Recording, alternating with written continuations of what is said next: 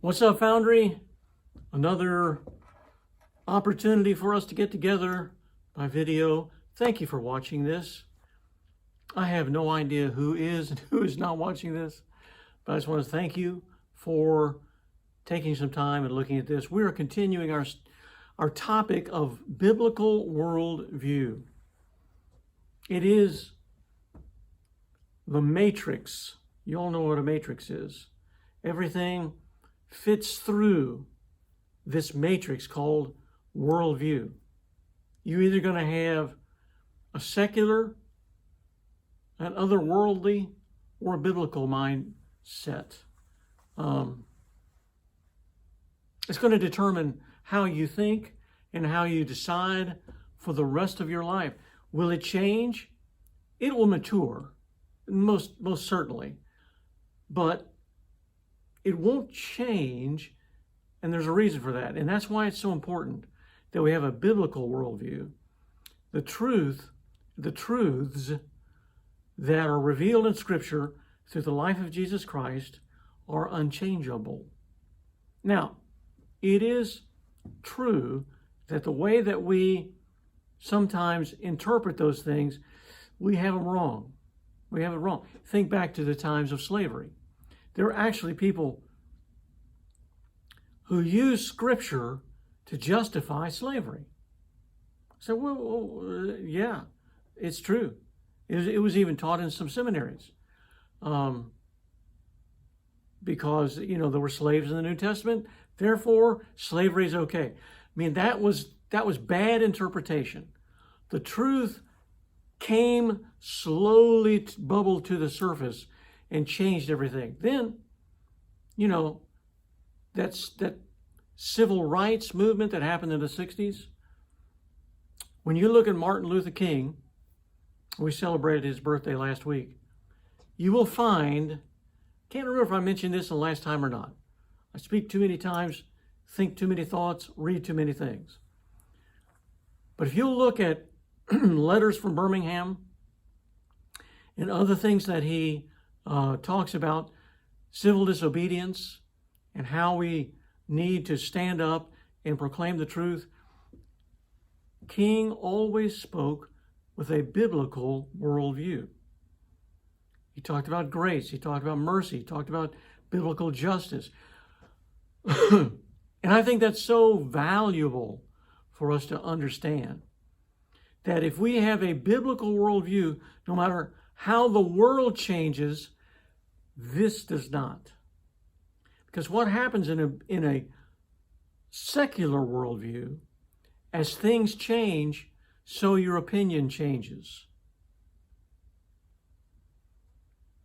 Now, that isn't to say we don't change our opinion and it's wrong, even as Christians. And that's where we have to go back to Scripture and say, now wait a second, what are the truths of Scripture in this? Not just a Bible verse. Don't just go but the Bible is not an encyclopedia, all right? It is not some huge index. You say, give me a verse on that problem. That's not what it is. The Bible is about Jesus Christ, about redemption, about grace. Those truths are all through Scripture and apply in various places. So even though we'll use some verses today to talk about some of the things we're going to talk about, I just want to put in your mind again, it is a biblical worldview. We have to look at the totality of Scripture. We have to look at the person of Jesus Christ. We have to look at how it's been interpreted throughout the centuries. There's a lot of important things for us to understand, but when we begin the hard task of developing a worldview that is biblical, that is going to give us a great standing on how we deal with problems, questions, decisions that we make in our life. And it's a great place we can say, well, I don't agree with you on that. Good. Why don't you agree? Well, I just don't think it's right. Whoa, wait a second. What do you think God says about it? And so it's so good in a church setting, in a Foundry setting, Sunday school, church, friends, Christian friends, that when you disagree on a subject, and we absolutely will, that we try to reconcile, at least understand one another through a biblical matrix. This is so critical. We've talked about already that if we believe that God created us, and he did, then what he reveals to us as truth is, this is a big word, transcends us. It goes beyond our own immediate situation, and it goes all the way to the throne of God, who is a being beyond us and who gives us truth. We receive it, but we've got to understand it. And our problem is we don't want to believe it nor receive it. We want to develop our own. And that's where we get opinionated, stubborn, thick-headed, and not biblical. All right. Well, let's move on, or I'll stay at this too long. What we're looking at today, in the biblical worldview is maybe a little off to the right, but it is the view of the family and your parents and family. How does that fit in? It's very important, I think. I've said this many times. I don't know if I'm sure it's not original, but I don't remember where I got it. But the family is God's laboratory to develop faith, love, and grace. It's the laboratory. It's where he begins to work a work in our lives. Now, if you're blessed to have a Christian family, then that is the best place to start. You may be the only Christian in your family. That does not give you the right to say, I'm a Christian, you're not, therefore I don't need to listen to you. Because it's still something that God has ordained, made, created, placed in existence for your sake. So let's look at the family, maybe in an ideal setting first, and then what do you do when it's not ideal? How do you deal with that? So if it's true, and I think it is, I think it's a good metaphor that the family is a laboratory of faith, grace, and love that we learn from. What are those responsibilities? Well, I'll give you a bunch of scriptures. I've got something on the board. I'll step back and read that in a moment. But I'll give you a bunch of scriptures if you want to look them up, to talk about the family, your role in the family, your family's role to you. So what are the role of parents? What are the role of parents? Well, the primary role of a parent is to train you, the child growing up in that family, to train you to live for God. It's not to make sure that your iPhone is the latest and greatest. It's not to make sure that you get even into the very best college. The role of the parent, the basic, most important, fundamental, foundational role of the parent is to train you to live for God. So they're your coach. They're your captain. They're your teacher. They're your trainer. And the purpose is to help you live for God. Why? Because God, again, creates the family as the system by which we develop a worldview. It's the laboratory. Faith, grace, and love. It's the place where it is bubbling to the surface. We're saying, that worked, that didn't work. Go this direction, don't go that direction. Does that make sense? Sure.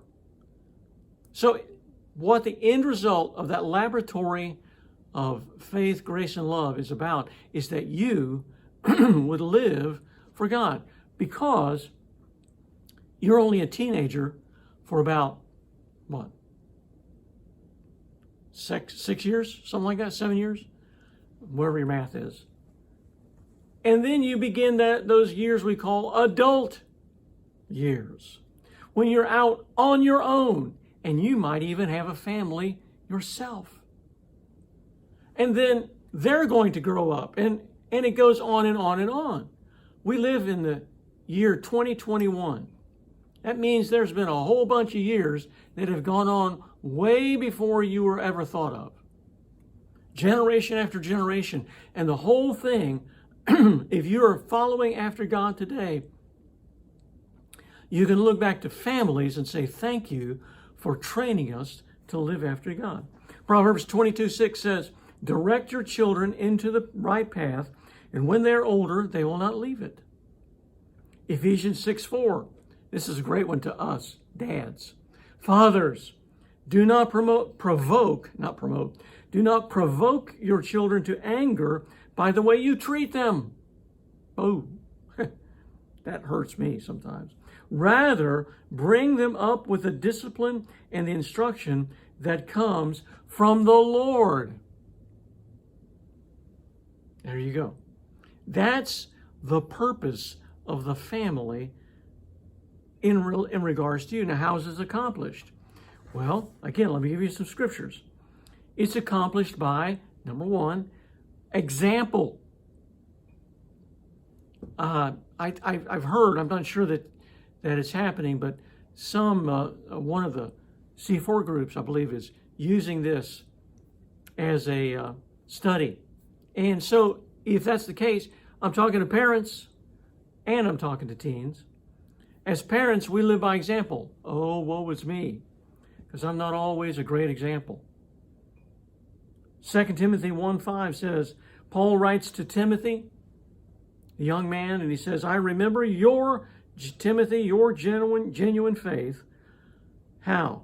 For you share the faith that first filled your grandmother Lois and Eunice, and I know that same faith continues strong in you. In other words, the example of faith that your mother and grandmother had before you in family has affected you, taught you to be trained to live after God. They also accomplish it by showing love. To love. Luke 15:20. This is the story of the prodigal son. At the end of the story, so the prodigal returned home to his father. And while he was still afar off, his father saw him coming. And his father was so filled with anger and resentment at what his son had done, he said, don't even cut. No, that's not what it says. It says, even though he had wronged his father, the father, when this prodigal son returns, the scripture says, filled with love and compassion, he, the father, ran to his son, embraced him, and kissed him. See, we train by example. We train by grace-filled love, a godly love. It's easy to get angry. It's easy to get retributive. It's easy to take it out. It's a whole lot more difficult to show love. And if your parents are doing that, come up sometime and say, thank you for loving me. Because sometimes I'm not all that lovely and lovable. Maybe most of the time. Okay? As a teenager, let's get real. It's kind of a prickly experience sometimes, right? Okay, go on. How else are you going to do this? How else are you going to train them? By offering encouragement. Listen, teens, you might share this with your parents and say, listen, I love when you lead. Don't say, you need to be an example. Pastor Larry says be an example. That's not what I'm saying. Might go and say, man, what you did in standing up for the right thing, you led by example, just like it said in 2 Timothy 1:15. Or when I screwed up and you didn't come down on me and just rag on me, but you loved me, you did something the prodigal's father did in Luke 15:20. And then there was times when I was down and you offered encouragement. Colossians 3:21. Fathers, do not aggravate your children, or they will become discouraged. And, can't leave it out, give proper discipline when it is appropriate, in ways that it is appropriate. And this is Proverbs 1:8. or I'm sorry, not 1:8, 13:24. The one who will not use the rod hates his son, but the one who loves him disciplines him diligently. Now, that's not, thank you for beating me. That's not what that means, okay? It's an appropriate response to a disciplined situation. And so there are times your parent responds to you appropriately and says, I'm taking his privilege away. I'm restricting your movements. I'm doing whatever. Why? Well, it's not because I'm mad at you. Let's say you lied. You lied about where you were and what you were doing. And your parent comes and says, okay, caught you in a lie. Here's what's going to happen. Taking your phone away for the next 2 weeks. And you start crying uncontrollably. They're doing it because they don't like you, right? No, they're doing it because you lied. And they could say, now listen, if you learn that you can get away with lying now, then you're going to go to college and the potential is to lie about something there. And then you're going to get a job and you may lie and lose your job, or you may marry and lie to your spouse and lose your spouse and family. I don't want that to happen. I want to stop it now. I want you to walk in the path after God. Train you how to live for God. And what's your response? Your response is to obey and honor your parents. That's your response. Proverbs 1:8. My child, listen when your father corrects you. Don't neglect your mother's instruction. Now, what you're saying, right? You're thinking right now, Pastor Larry, you're just using the Bible to make things do what you want them to do. No, what I'm doing is giving you a biblical worldview of parenting. You see, a secular worldview of parenting is you let them grow up and be themselves. You let them learn and don't inhibit their investigative opportunities. So if they go out and they do drugs, it's okay. Don't worry about it. If they take off and they lie and they steal, listen, they're just learning how to express them. No, that's secular. Biblical mindset says, I have a responsibility and an opportunity to train you to live for God. That's my responsibility. It's from a biblical worldview. And in doing so, what I'm hoping to train you to live for God is that you will also develop a biblical worldview. And so these things that I read, and I could have used other things as well, is the biblical mandate that we have as parents. Now, and also, as I just read, your mandate as a teenager. So, what is the role of family? Well, here I got it up here. The role of family, copied this for you this morning. Working as God intended, the family will demonstrate and teach concepts such as respect for authority, biblical morals, developing relationships, and unconditional love. Psalm 78, 5-7, Deuteronomy 6, 5-7. Did I have those right? Yep, both of them are 5-7. So there, I think that's a great quote. That's why I gave it out there for you. If you want to write it down, pause this and you can write it down. That's what a family should do. But wait a second, what if my family is not perfect? What if they're not even Christian? What do I do? What's my responsibility? How do I act? What if they make mistakes? What if they blow it? What if they tell me something that isn't right and later on I learn that it was wrong? What if they're actually doing something wrong and I can't do anything about it? What then? Well, the fact remains is that our responsibility is the same. And let's be honest, you're not perfect either. And I certainly am not. If your parents are not developing you, if you're struggling in living with them, this is a hard thing. But let me just say it this way. Each of us is responsible for our own actions. Each of us is responsible for our own actions. If you are going to become angry and rebellious, if you're going to push back and try to make their lives miserable because you didn't like what they did, and maybe they were wrong, you still have a biblical worldview responsibility. Listen to Romans 12:18. Do all that you can to live in peace with everyone. Did you hear that? Let me say it again. Do all that you can to live in peace with everyone. Now, if your parents, God forbid, are making you to do something immoral, then you have every right and should speak up, say no, seek help if you need it. That's a rare case. More often, you're making you do something you don't like, and maybe you see it a different way, and they're not seeing it your way, but there is a point where you say, it is a biblical worldview that as much as I can, it's my responsibility to be at peace with you. Not to be just shut up and take it, but if I'm going to talk back, do it in a respectful way. Listen to another verse, 1 Timothy 6:11. But you, Timothy, this again, Paul talking to Timothy, kind of a son, spiritual son.